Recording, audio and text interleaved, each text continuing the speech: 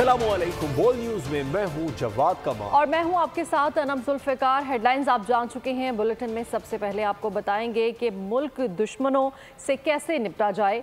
दहशतगर्दी के खिलाफ कौमी पॉलिसी के लिए नेशनल एक्शन प्लान में क्या तब्दीलियां की जाएं। वज़ीर-ए-आज़म शहबाज शरीफ के एडवाइस पर कौमी सलामती की पार्लिमानी कमेटी का इजलास सुबह 11 बजे तलब कर लिया गया है। इन कैमरा इजलास में एसपी क़यादत पार्लिमानी कमेटी को मौजूदा सिक्योरिटी सूरत हाल से आगाह करेगी। पार्लियामेंट में गैर मामूली सिक्योरिटी इंतजामात, किसी भी गैर मुतल्लिका फर्द का दाखिला ममनू करार, मीडिया समेत तमाम एंट्री कार्ड आर्जी तौर पर गैर मौसर।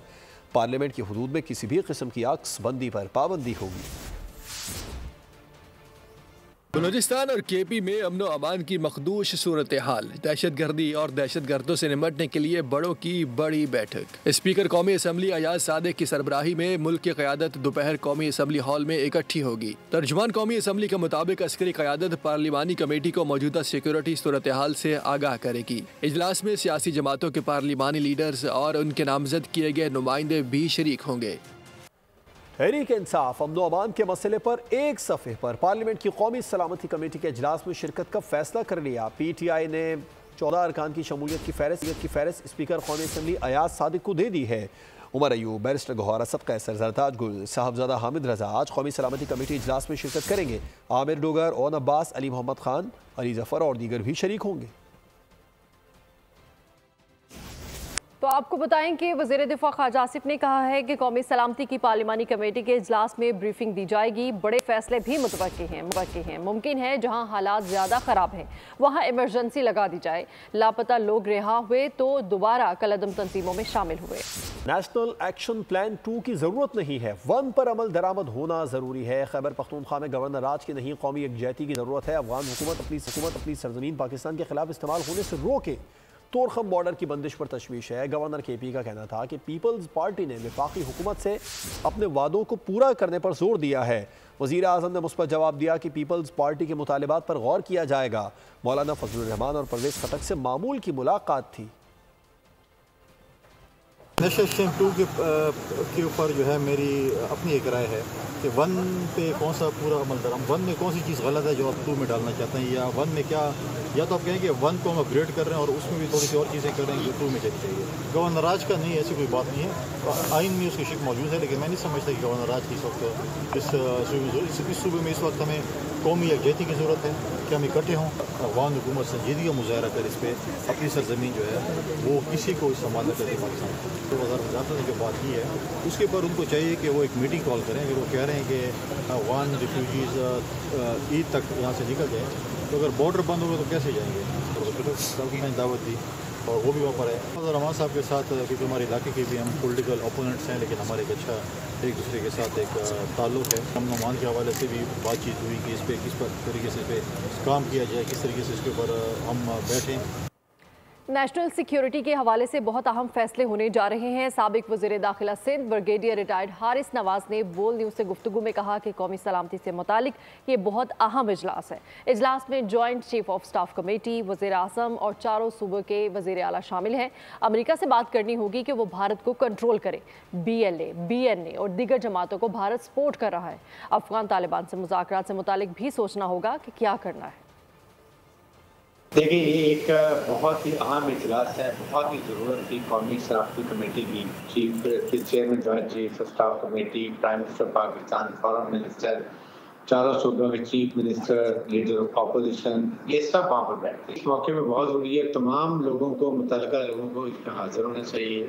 इसमें बहुत अहम फैसले होंगे जैसे नेशनल सिक्योरिटी के हिसाब से कि आने के लिए पाकिस्तान का हमारा नया अमल क्या होना चाहिए, सिक्योरिटी इशूज़ के ऊपर हमें क्या अदम इस्तेकाम की ज़रूरत है, पूरी कौम को ज़रूरत है, नेफ्टा का फॉल कैसे करना है। 14 पॉइंट जो बनाए नेशनल एक्शन प्लान के बने हुए उन पर अमल किस तरह होगा।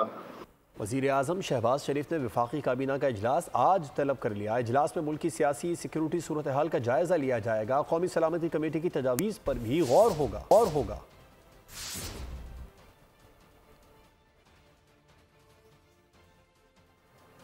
सिक्योरिटी फोर्सेस का जिला खैबर में खारजियों की मौजूदगी पर ऑपरेशन। 3 खारजी जहन्नुम वासिल, हलाक खारजी दहशतगर्दों के कब्जे से हथियार और बारूदी मवाद बरामद हुआ। मारे गए दहशतगर्द इलाके में दहशतगर्दी की कई कार्रवाइयों में मुलव्विस थे। कामयाब ऑपरेशन पर सदर ममलकत और वज़ीर आज़म ने फोर्सेस की कारकर्दगी को सराहा। पाक फौज का दहशत गर्दों पर कारी वार। जिला खैबर में 3 खारजी जहन्नुम वासिल हो गए। सिक्योरिटी फोर्सेज ने जिला खैबर के इलाके तोड़दरा में इंटेलिजेंस बेस्ड ऑपरेशन किया। ISPR के मुताबिक ऑपरेशन में फायरिंग का तबादला हुआ, जिसके बाद 3 ख्वारिज जहन्नुम वासिल हुए। हलाक ख्वारिज से असलहा और गोला बारूद भी बरामद हुआ। इलाके में मजीद ख्वारिज की मुमकिना मौजूदगी के खिलाफ क्लियरेंस ऑपरेशन जारी है। सिक्योरिटी फोर्सेस दहशतगर्दी की लानत के खात्मे के लिए पुरअज़्म है। कामयाब ऑपरेशन पर सदर मुमलिकत आसिफ अली जरदारी और वज़ीर आज़म शहबाज शरीफ ने फोर्सेस की पजीराई की। 3 खारजियों को हलाक करने पर फोर्सेस की पेशा वराना सलाहियतों को सराहा। सदर मुमलिकत और वज़ीर आज़म ने मुल्क से फितना और ख्वारिज के मुकम्मल खात्मे के अज़्म का इआदा किया। डेरा इस्माइल खान में फायरिंग से पुलिस एहलकार शहीद। मकतूल पुलिस एहलकार मोहम्मद अली पहाड़पुर का रिहायशी था। डेरा इस्माइल खान से वापस अपने घर जा रहा था। मुलजिमान ने संगड़ के करीब गाड़ी रोककर निशाना बनाया। फायरिंग के नतीजे में पुलिस एहलकार मौके पर ही दम तोड़ गया।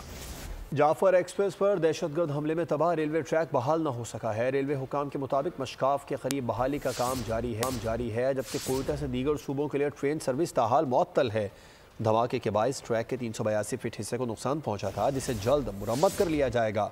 ट्रेन के ट्रैक पर मौजूद ज्यादातर बोगियों को मच पहुंचा दिया गया है। तो कराची जराइम पेशा अनासर का गढ़ बन गया है। डालमिया शांति नगर में फायरिंग, एक शख्स जान से गया। कुरंगी में मुसल्लह डकैतों ने पोल्ट्री फार्म के ताजरों से 25 लाख रुपए लूट लिए। मुजाहमत पर सिक्योरिटी गार्ड को फायरिंग करके जख्मी कर दिया।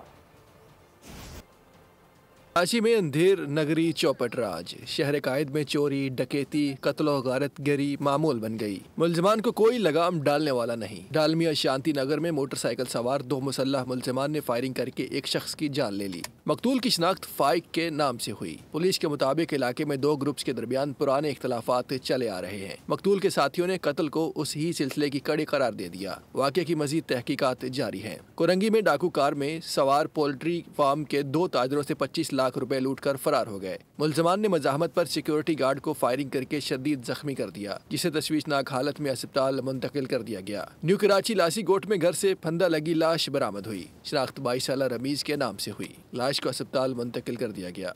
कारा नादिया हुसैन ने FIA साइबर क्राइम सर्कल के दफ्तर में पेश होकर बयान रिकॉर्ड करा दिया। मीडिया से गुफ्तगू में कहा कि जालसाजों ने अपनी कार्रवाई व्हाट्सएप पर की। अवाम के हक में जालसाज को बेनकाब करना चाहती हूँ। FIA जालसाज के खिलाफ मेरी शिकायत पर काम करे। नादिया हुसैन को आज FIA की जानिब से तलब किया गया था।